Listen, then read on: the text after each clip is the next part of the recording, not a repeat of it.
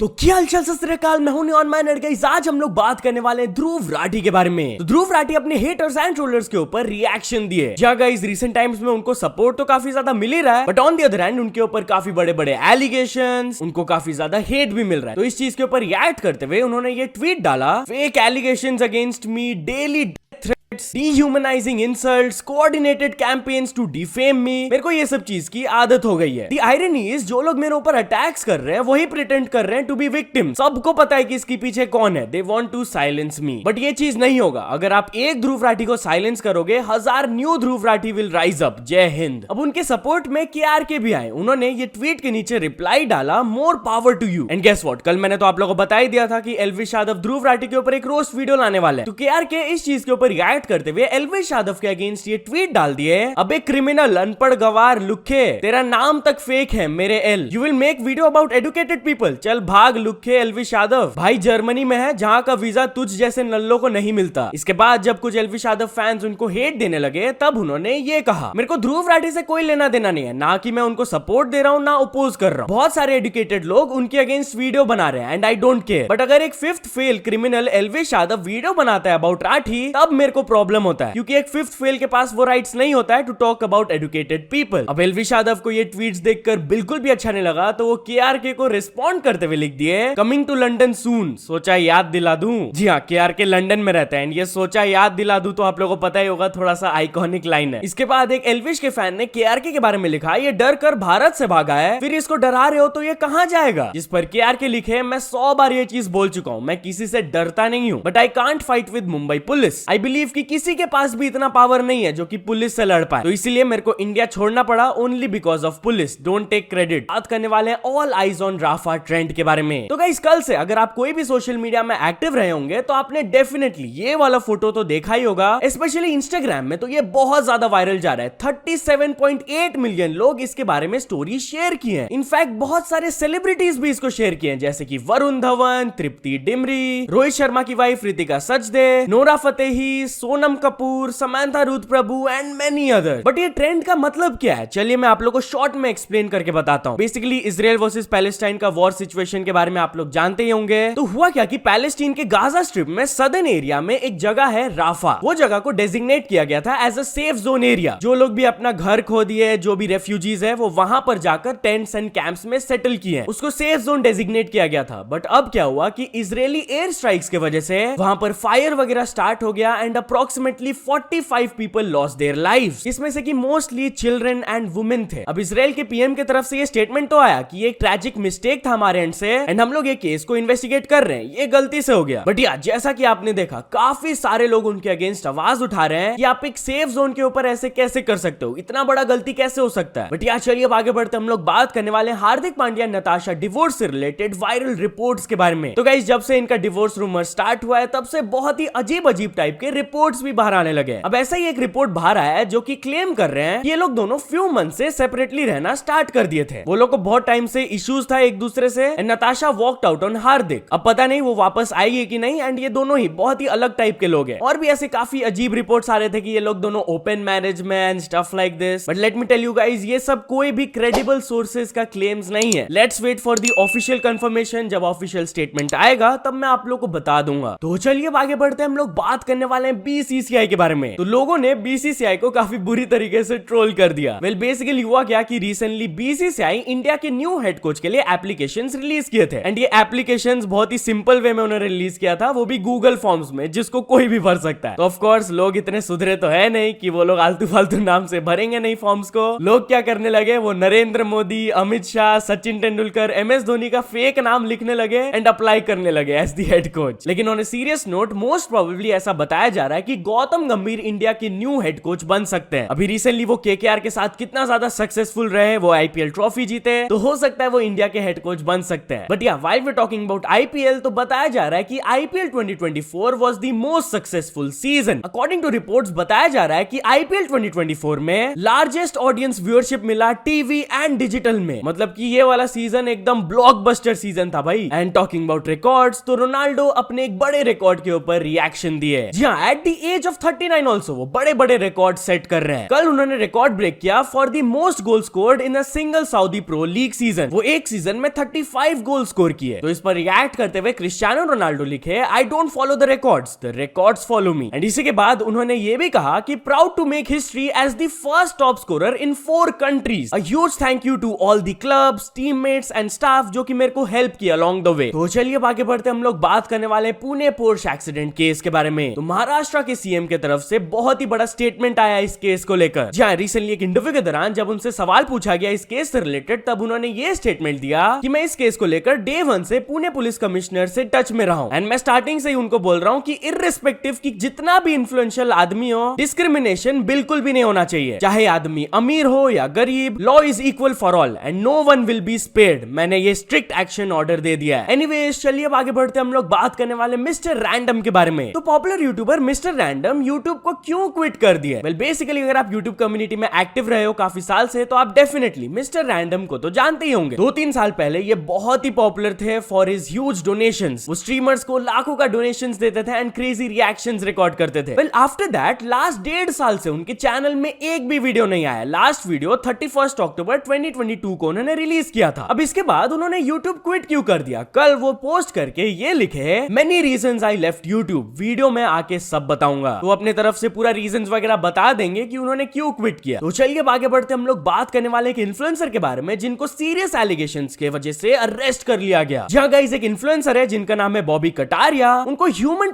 करने के एलिगेशंस के वजह से अरेस्ट कर लिया गया। बताया जा रहा है कि 2 यूपी के आदमी ने उनके अगेंस्ट कंप्लेंट लिखाया था जहां पर एलिगेशंस लगाए गए कि बॉबी कटारिया उनको पहले 4 लाख का फ्रॉड किए इन द गाइस कि वो उनको एम्प्लॉयमेंट देंगे अब्रॉड। बट जब उन्होंने पैसा वगैरह दे दिया एंड उनको बाहर ले जाया गया, देन उन लोग को फोर्स किया गया था to commit cyber fraud. Allegedly बताया जा रहा है कि कटारिया एंड जो भी लोग ये वाला चला रहे थे पूरा गैंग, वो लोग 150 से भी ज्यादा इंडियन यूथ्स को कैप्टिव रखे थे। एनीवेज चलिए अब आगे बढ़ते हम लोग बात करने वाले करण औजला के बारे में। तो सिंगर करण औजला एक बहुत ही सीरियस स्टोरी शेयर की है। जी हाँ, रिसेंटली वो गए थे बियर बाइसेप्स के पॉडकास्ट में एंड वहां पर वो ये स्टोरी शेयर की, आप खुद सुन लीजिए।